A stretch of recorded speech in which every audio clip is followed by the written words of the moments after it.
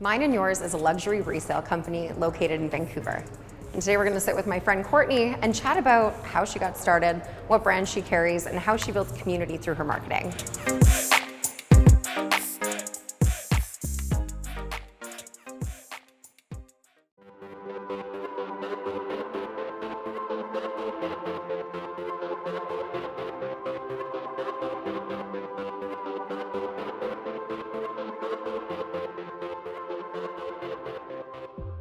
Thanks for having us here today. Yeah, thank you for coming. You bet. So tell me about your journey into now is way further down the road than when you started. So how did things get started?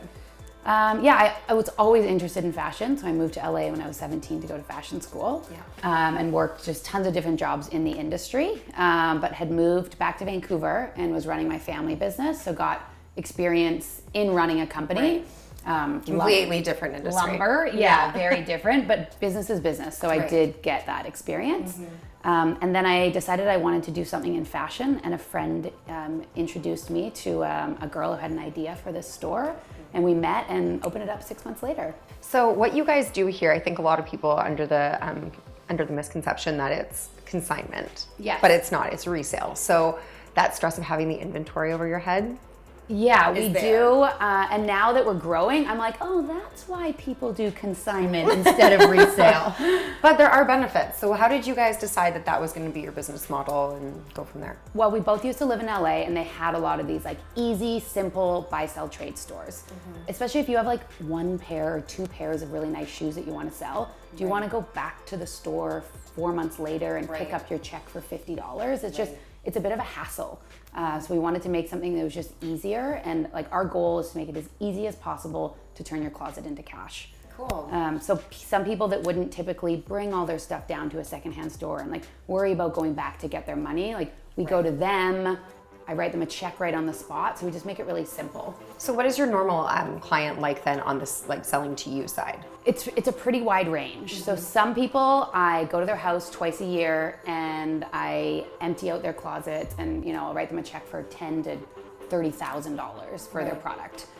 Or some of our other suppliers are just women that bought a pair of Manolos, wore them a couple times, they're uncomfortable, or they're over that style, and then sometimes they'll trade it in for another item as well. So you do trade-ins as well? Yes. Cool. Yeah. So how do you manage all of that across the two locations? Because you have your flagship store, downtown Vancouver, and then we're here on South Granville in a pop-up. So how do you shift that product around, keep things fresh? Yeah, so about once a week we'll transfer inventory from this location. We'll kind of cross-transfer. We only buy here by appointment only, so most of our inventory is still coming into Howe. And then it's nice because it keeps both locations kind of fresh, switching the merchandise around. How do you merchandise? I mean, you're not getting a capsule of, this is spring, summer 19. You need to take odds and ends and make it work. What's your trick? Yeah, that is difficult because it's very easy for it to look messy because we have one of every color, one of every piece. So just really looking at sleeve length, color stories, and merching it together. I have someone come in once a week to help merchandise, and he's a genius. Yeah, so I hired a genius. That's what I did. That's my secret. So hiring, that can be a stressful thing, because not only on the business side do you need to have the behind the scenes team, you need to have front of staff. So is hiring something that gets easier over time? It almost gets harder over time. Right? Because you get more set in your ways, or because you just need more? You need more people and need more specialized skill sets, and then with a bigger team, kind of need to make sure everyone is working together well. And how many times have you rewritten job descriptions? Yeah, I've actually flipped through kind of my whole team this year.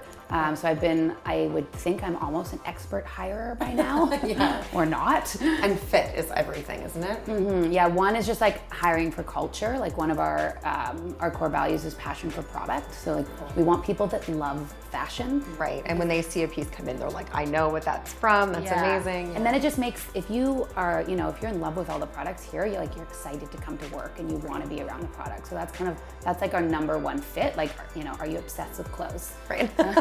Are you obsessed with clothes and brands and know all of everything? Yeah.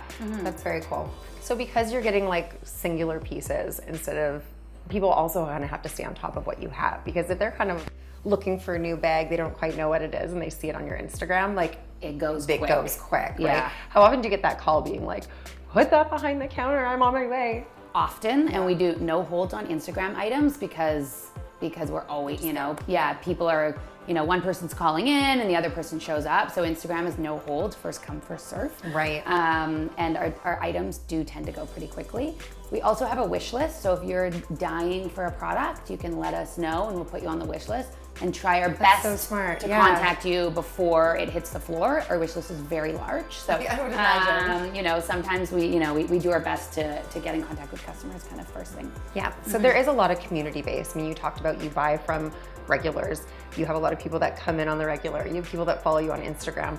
What do you do besides the great parties to like really foster that community feel and keep people coming back? Yeah, one of the things is just the vibe of our store. So we want it to feel like your best friend's closet. So rather than, sometimes when you walk into a high-end store, you can feel a little like intimidated, and we want to have a very friendly, approachable vibe in the store and just kind of make friends with all of our customers. My last question for you is about sustainability. I mean, fashion has been in the hot seat about fast fashion and how much water is being used and the chemicals and the shipping and all of that stuff. So resale is obviously a way to kind of fix that problem. Do you have a lot of people coming in with that in mind, or is that just kind of an afterthought? Way more lately. A lot of our wealthier clients are coming in and not shopping necessarily because they need to save the money, though everyone likes to save money, but mainly because it's good for the environment. So the fact that that's in the media more and people are realizing how polluting fashion is really helping the resale business. Thank you so much again. Thank you, honey. You've been a great support. I know. You're just like a mascot. I love it. Yeah, she's a really good salesperson.